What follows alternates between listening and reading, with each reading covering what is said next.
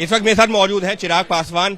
चिराग, प्रधानमंत्री के पैर भी छुए गए, गले भी लगा गया, क्या कुछ रहा? क्या जीत का मंत्र भी मिल गया है 2024 की?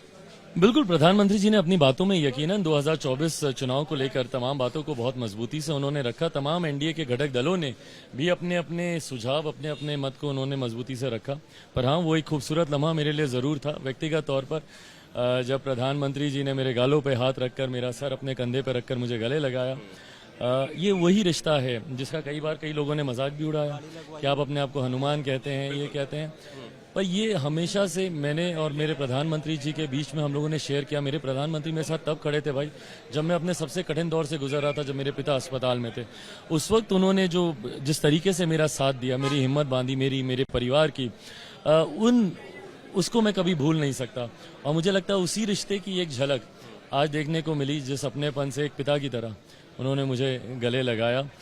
तो मेरे लिए यकीनन एक खूबसूरत पल था। बीच में जो है कुछ वक्त ऐसा भी रहा जब आप एनडीए से जो है बाहर थे, कहने को कहा गया कि आप एनडीए में शामिल नहीं होना चाहते हैं, और आज आधिकारिक तौर पर वापसी। भाई, जब मैं एनडीए से दूर भी था तब भी एनडीए के ही साथ ही था।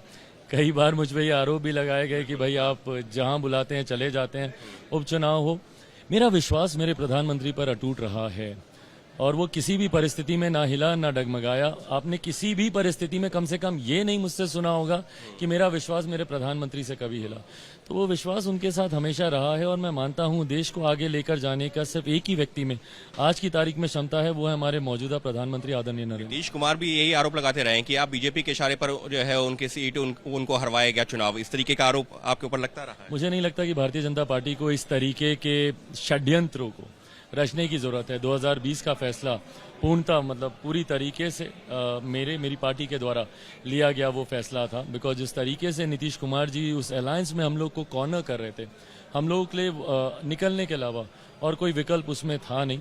बट हाँ, अपने दिल को तसल्ली देने के लिए जरूर मुख्यमंत्री ये कहते हैं, बट जब वो ये कहते हैं तब वो मुझे मेरी ताकत का भी एहसास दिलाते हैं कि नुकसान उनको चिराग पासवान नहीं पहुंचा। एक आखिरी सवाल, विपक्ष ने भी जो है अपना एक दल बना लिया है, इंडिया नाम दे दिया है। इंडिया मतलब एनडीए इंडिया से मुकाबला करेगा? भाई, इंडिया नाम देने से कुछ नहीं होता और एक व्यक्ति का विरोध करना पूरे इंडिया का समर्थन पाना नहीं होता। क्या विजन है आपका इंडिया के लिए या इंडिया वालों के लिए, ये तो आपने कभी बताया ही नहीं। पूरे विपक्ष ने कभी आज तक इस बारे में चर्चा नहीं की। एक चीज, दूसरी जो ज्यादा गंभीर विषय है, भाई मेरे देश का नाम है इंडिया, और मेरे देश के नाम को कोई भी गठबंधन अपने राजनीतिक लाभ के लिए इस्तेमाल नहीं कर सकता। ये सरासर गलत है। मुझे नहीं लगता कि कोई भी भारतवासी इस नाम को स्वीकार करेगा कि आप अपने राजनीतिक नाम लाभ के लिए एक देश का नाम, हमारे देश का नाम जिसको हम इतने सम्मान से लेते हैं, जो हमारा स्वाभिमान है, हमारा अभिमान है, अपने राजनीतिक लाभ के लिए आप इस्तेमाल कर रहे हैं, ये गलत है। साफ तौर पर चिराग पासवान का कहना है कि कोई भी राजनीतिक दल अपने निजी स्वार्थ के लिए अगर हमारे देश का नाम का इस्तेमाल करता है तो वो गलत है, उसको कोई भी स्वीकार नहीं करेगा। और चिराग ने अपना वो अनुभव भी साझा किया जब प्रधानमंत्री ने, चिराग ने जब पैर छुए उसके बाद में गले लगाया, गाल को टच किया और फिर से एक बार खुद को प्रधानमंत्री नरेंद्र मोदी का हनुमान ही करार दिया। सहयोगी कैमरा पर्सन मनीष उनियाल के साथ अंकित गुप्ता, एबीपी न्यूज़, दिल्ली। पत्रकारिता कोई इमोशन नहीं है, ना अपना कोई ज्ञान देना है और ना कोई विचार थोपना है। पत्रकारिता क्या है?